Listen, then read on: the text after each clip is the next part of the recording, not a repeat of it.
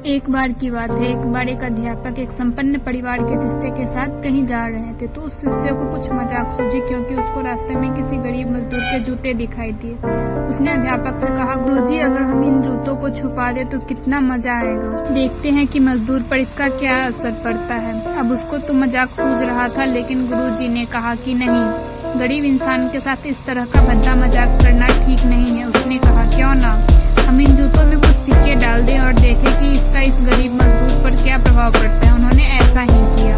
जैसे ही मजदूर अपना काम करके लौटा और उसने एक पाँव अपने जूते में डाला तो उसको कुछ कठोर सा महसूस हुआ।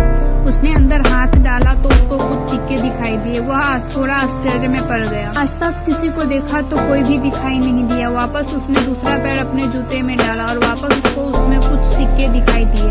अब दोनों जूतों के सिक्कों को उसने अपने हाथों में रखा और प्रभु की तरफ इशारा किया, हे प्रभु, पता नहीं किस भले मानुस ने यह सिक्के मेरे जूते में छुपाए हैं, लेकिन जिसने भी छुपाए हैं उसको मेरी दुआ है ताकि इन पैसों से अपने बच्चों और पत्नी के लिए कुछ खाना और दवाइयाँ ला सकूंगा। और इतना बोल तो वह चला गया। इस बात को शिष्य और अध्यापक दोनों सुन रहे थे। अब अध्यापक ने शिष्य से पूछा कि अब तुम मुझे बताओ कि तुम्हें कैसा महसूस हुआ, तुम्हारी पहले वाली मजाक या मेरा यह तरीका। तो उसने कहा कि गुरुजी मैं आपसे क्षमा चाहता हूँ। अब मुझे समझ आ गया है कि सच्ची खुशी किस चीज में है। जब हम किसी की मजाक उड़ाते हैं तो हमें कुछ पल का आनंद मिलता है, लेकिन इससे हमें बददुआ मिलती है। लेकिन अगर हम किसी की मुश्किल परिस्थिति में मदद करते हैं और जिसकी भी हम मदद करते हैं उसको भी पता नहीं कि हमने उसकी मदद की है, लेकिन अंदर ही अंदर हमें पता है कि हमने उस इंसान की मदद की है। यह सच्ची खुशी है। जब हम दूसरों को खुशी देते हैं तो हमें सच्ची खुशी मिलती है। इस तरह खुशियाँ बांटते रहिए, लोगों की मदद करते रहिए और दान करते रहिए। जिसके भी आप काबिल हो, जितना भी आपसे बन पड़े दान करें, लेकिन दान जरूर आप किसी को पैसे का दान